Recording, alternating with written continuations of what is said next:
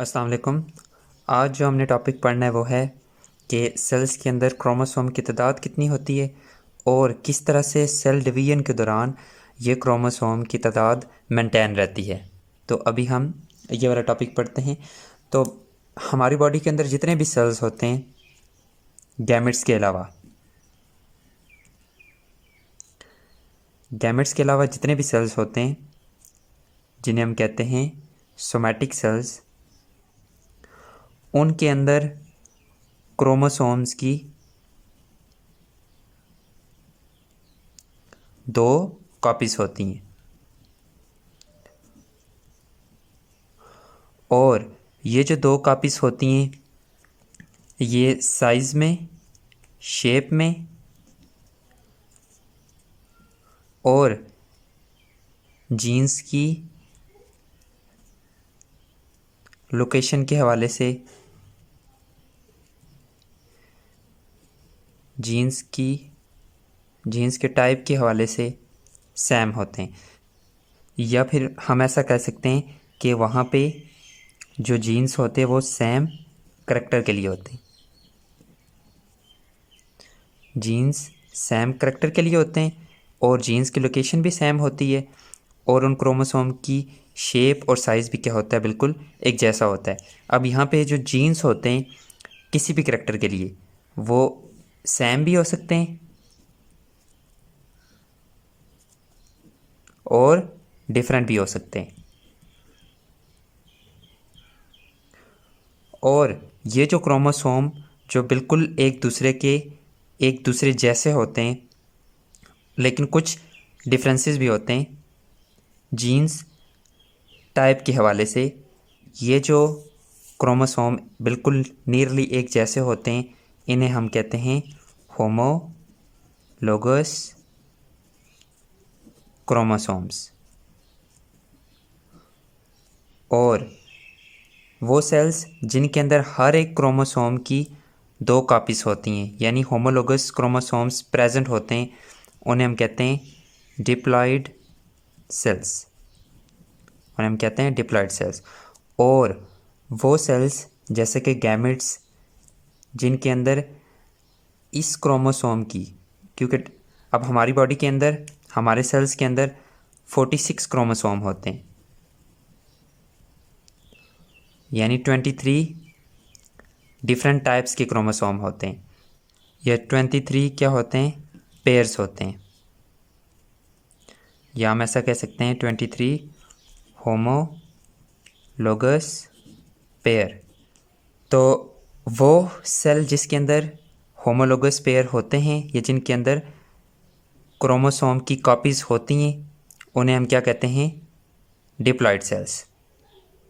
और वो सेल्स जिनके अंदर होमोलोगस पेयर नहीं होते यानी जो डिफरेंट टाइप की क्रोमोसोम्स होते हैं, यानी हमारी बॉडी के अंदर जो नॉर्मल सेल्स जो सोमैटिक सेल्स होते हैं उनके अंदर 23 टाइप्स के डिफरेंट क्रोमोसोम होते हैं और उन 23 की फिर आगे कॉपीज़ भी होती हैं।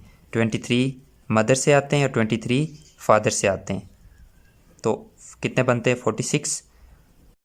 और वो होमोलोगस क्रोमोसोम साइज़ में, शेप में एक जैसे होते हैं और दोनों के ऊपर जीन्स भी सेम करैक्टर के लिए होते हैं।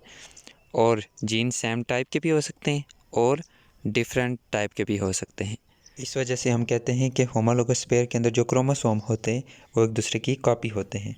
ये अगर इसके एग्जांपल मैं आपको दे देता हूँ, ये अगर पहला होमोलोगस पेयर है यानी ये पहला क्रोमोसोम, ये दूसरा क्रोमोसोम, यानी ये पहला होमोलोगस पेयर है, तो इसके अंदर क्या होगा, इसके अंदर जीन्स की लोकेशन सेम होगी, इनकी शेप सेम, इनका साइज़ सेम होगा, ये दोनों पे जीन्स की लोकेशन सेम सेम है। लेकिन डिफरेंस क्या हो सकता है, फॉर एग्जांपल मैं कहता हूँ यहाँ पे आई कलर का जीन है, यहाँ पे भी आई कलर का जीन होगा, यहाँ पे हेयर कलर का जीन है, यहाँ पे भी हेयर कलर का जीन होगा, यहाँ पे ब्लड टाइप का जीन है तो यहाँ पे भी ब्लड टाइप का जीन होगा। लेकिन अब यहाँ पे जो जीन की टाइप है, हो सकता है यहाँ पे ब्लू आई का जीन हो, यहाँ पे ब्लैक आई का जीन हो सकता है यहाँ पे ब्लैक हेयर कलर का जीन हो यहाँ पे ब्लैक का भी हो सकता है, ब्राउन का भी हो सकता है, तो यहाँ पे ब्लैक का कर लें। इस तरह से जो जीन की टाइप होती है वो सेम भी हो सकती है, डिफरेंट भी हो सकती है। इस वजह से हम इन्हें नियरली आइडेंटिकल क्रोमोसोम कहते हैं। और ये जो नियरली आइडेंटिकल क्रोमोसोम होते हैं हर एक पेयर के अंदर, वो क्या बनाते हैं, एक होमोलोगस पेयर बनाते हैं। और वो सेल्स जिनके अंदर ये होमोलोगस पेयर होता है या क्रोमोसोम पेयर की फॉर्म में होते हैं उनको हम कहते हैं सोमैटिक, उनको हम कहते हैं डिप्लॉइड सेल्स। और नॉर्मली जो हमारे सोमैटिक सेल्स होते हैं वो डिप्लॉइड सेल्स होते हैं। और गैमेट्स के अंदर ये पेयरिंग वाला सीन नहीं होता, यानी उनके अंदर जो डिफरेंट क्रोमोसोम्स की टाइप्स होती हैं वो सिंगली क्या होते हैं, सिंगल क्रोमोसोम प्रेजेंट होते हैं। यानी अब हमारी बॉडी के अंदर 23 डिफरेंट टाइप्स के क्रोमोसोम हैं, तो गैमेट्स के अंदर उन 23 क्रोमोसोम्स की सिर्फ एक कॉपी होगी। 1 copy from each pair या 1 copy from each homologous pair। ये आपने ध्यान में रखना है। तो जैसे मैं कहता हूँ एक एग है, उसके अंदर भी 23 क्रोमोसोम, और जो स्पर्म है उसके अंदर भी 23। तो ये स्पर्म फादर से और एग मदर से। तो जब ये ड्यूरिंग फर्टिलाइजेशन मिलते हैं तो फिर ये दोबारा से 46 क्रोमोसोम बनाते हैं जाइगोट के अंदर पे। और फिर ये जाइगोट आगे ग्रो करके क्या बनाता है, ह्यूमन बनाता है। तो इस तरह से ये जो 46 क्रोमोसोम होते हैं इनके अंदर 23 मदर से आते हैं, 23 फादर के अंदर आते हैं, 23 फादर से आते हैं। तो इसके बाद यहाँ पे एक और मोस्ट इम्पॉर्टेंट चीज़ हम डिस्कस करते हैं, वो ये है कि सेल डिवीजन में डिफरेंट स्टेजेस आती हैं। सबसे पहले इंटरफेज़ होता है, उसके बाद माइटोटिक फेज़ या डिवीजन फेज़ आता है। इंटरफेज़ की स्टेजेस है G1 फेज़, S फेज़ और G2 फेज़। यहाँ पे पिछले लेक्चर्स में भी हमने बात की थी कि G1 फेज़ के अंदर और S फेज़ के अंदर हम जो जेनेटिक मटेरियल होता है या जो क्रोमोसोम होते हैं उन्हें क्रोमोसोम नहीं कहते। इस स्टेज में हम उन्हें क्रोमाटिन कहते हैं क्योंकि वो कंडेंस नहीं हुए होते। तो यहाँ पे मैं क्रोमोसोम का वर्ड यूज़ करूँगा G1 फेज़ के अंदर भी। तो वैसे आपको पता होना चाहिए G1 फेज़ और S फेज़ के अंदर हम उस जेनेटिक मटेरियल के लिए कौन सा वर्ड यूज़ करते हैं, क्रोमाटिन का वर्ड यूज़ करते हैं। तो G1 फेज़ के अंदर हमारे सेल्स के अंदर कितने क्रोमोसोम होते हैं, 46 क्रोमोसोम होते हैं। और आपको पता है S फेज़ के अंदर हर एक जो क्रोमोसोम होता है उसकी क्या बनती है, कॉपी बनती है। तो अगर मैं कहता हूँ ये एक होमोलोगस पेयर है, ये एक होमोलोगस पेयर है, इस तरह से हमारी बॉडी के अंदर या हमारे सेल्स के अंदर 23 पेयर्स होते हैं, हर एक पेयर के अंदर 2 क्रोमोसोम। 23 पेयर, हर एक पेयर के अंदर 2 क्रोमोसोम, तो 46 क्रोमोसोम। तो अगर ये एक होमोलोगस पेयर है तो यहाँ पे ये मैं इस क्रोमोसोम को कंडेंस फॉर्म में बना रहा हूँ। बिफोर S फेज़ या बिफोर G2 फेज़ ये इस तरह से कंडेंस नहीं होते। मैं समझाने के लिए इसको कंडेंस बना रहा हूँ। तो S फेज़ से पहले ये अगर पहला होमोलोगस पेयर है तो वो इस तरह से होगा। पहला होमोलोगस पेयर S फेज़ से पहले यानी रेप्लिकेशन से पहले इस तरह से होगा, यानी ये पहला क्रोमोसोम, ये दूसरा क्रोमोसोम, और ये एक होमोलोगस पेयर है। और ये एक homologous pair before S phase इस तरह से होगा। आफ्टर S फेज़ में पता है आपको हर एक जो क्रोमोसोम होता है उसकी क्या बन जाती है, कॉपी बन जाती है। तो ये होमोलोगस पेयर भी अपनी क्या बना लेता है, कॉपी, यानी हर एक क्रोमोसोम अपनी कॉपी बना लेता है। ये पहला क्रोमोसोम भी अपनी कॉपी बना लेता है और दूसरा क्रोमोसोम भी क्या कर लेता है, अपनी कॉपी बना लेता है। तो इस तरह से आफ्टर S फेज़ जो होमोलोगस पेयर होता है या जो क्रोमोसोम होता है उसके अंदर हमें 2 आर्म्स नज़र आती हैं, एक क्रोमोसोम के अंदर 2 आर्म्स। तो बिफोर S फेज़ हमें एक क्रोमोसोम के अंदर एक ही आर्म नज़र आती है इस तरह से। और एक आर्म के लिए हम वर्ड यूज़ करते हैं, या आर्म के लिए हम इस आर्म के लिए हम वर्ड यूज़ करते हैं क्रोमाटिड का। इसके लिए हम क्या वर्ड यूज़ करते हैं, क्रोमाटिड। तो बिफोर S फेज़ हमारे सेल्स के अंदर 46 क्रोमोसोम ही होते हैं और 46 क्रोमाटिड होते हैं। तो ये बात आपने ध्यान में रखनी है। बिफोर S फेज़ हमारे सेल्स के अंदर 46 क्रोमोसोम होते हैं और 46 ही क्रोमाटिड होते हैं, क्योंकि हर एक जो क्रोमोसोम होता है वो इस तरह से होता है। पहला क्रोमोसोम भी ऐसे होगा, दूसरा क्रोमोसोम भी ऐसे होगा, तीसरा क्रोमोसोम भी ऐसे होगा, इस तरह से सो ऑन। जो 46 क्रोमोसोम होंगे वो बिल्कुल इसी तरह से होंगे।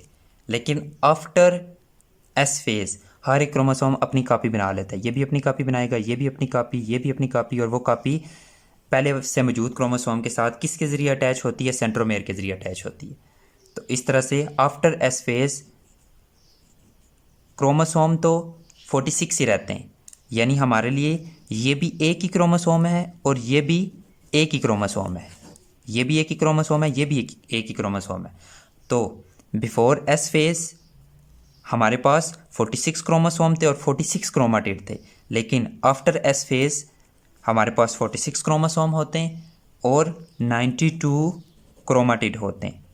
यानी हर एक क्रोमोसोम के अंदर हमें 2 क्रोमाटिड मिलते हैं, हर एक क्रोमोसोम के अंदर हमें 2 क्रोमाटिड। और वो जो दूसरा क्रोमाटिड आता है वो कहाँ से आता है? बाय रेप्लिकेशन, जो कहाँ पे होती है? एस फेज़ के अंदर। तो इस तरह से ये जो 92 क्रोमाटिड होते हैं, फिर फर्दर आगे ये जो क्रोमाटिड साथ में अटैच होता है, सिस्टर क्रोमाटिड, इसको सिस्टर क्रोमाटिड भी कहते हैं। और ये सिस्टर क्रोमाटिड जो हर एक क्रोमोसोम के साथ अटैच होता है, ये वाला, इसको फिर आगे सेपरेट कर दिया जाता है एनाफेज़ के अंदर। और फिर जैसे ये सेपरेट होता है तो ये वाला हर एक क्रोमोसोम में से, हर एक क्रोमोसोम में से, तो ये अगर पहला क्रोमोसोम है इसमें से भी ये ऐसे सेपरेट होगा। ये एक सेल, एक डॉटर सेल के अंदर ये वाला पार्ट एक डॉटर सेल के अंदर चला जाएगा और ये वाला पार्ट एक डॉटर सेल के अंदर चला जाएगा। तो इस तरह से दोबारा से जो डॉटर सेल्स होते हैं उनके अंदर 46 क्रोमोसोम और 46 क्रोमाटिड वापस आ जाते हैं। तो ये एक चुके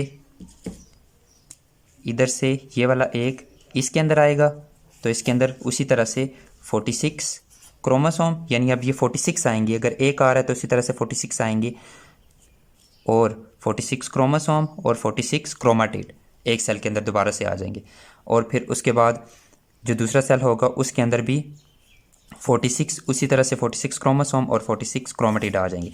फिर अगर इसने आगे सेल डिवीजन कंटिन्यू करनी है तो इसके अंदर दोबारा से एस फेज़ के अंदर, या इसके अंदर भी दोबारा से एस फेज़ के बाद क्रोमोसोम 46 ही रहेंगे लेकिन क्रोमाटिड 92 हो जाएंगे। तो ये बात आपने ध्यान में रखनी है कि किस तरह से जो क्रोमोसोम का बैलेंस है वो सेल डिवीजन के दौरान मेंटेन होता है और किस तरह से जो डॉटर सेल्स होते हैं उनमें क्रोमोसोम ट्रांसफ़र होते हैं। तो हमने ये क्रोमोसोम का नंबर माइटोसिस में भी देखना है और मियोसिस में भी देखना है। तो अगले लेक्चर में हम माइटोसिस को थोड़ा डिटेल से देखेंगे, उसके बाद हम देखेंगे माइटोसिस के अंदर क्रोमोसोम के नंबर को बैलेंस करेंगे। तो ये चीज़ें आपने ध्यान में रखनी है, तो आपको माइटोसिस और मियोसिस दोनों पढ़ने में जो है आसानी होगी।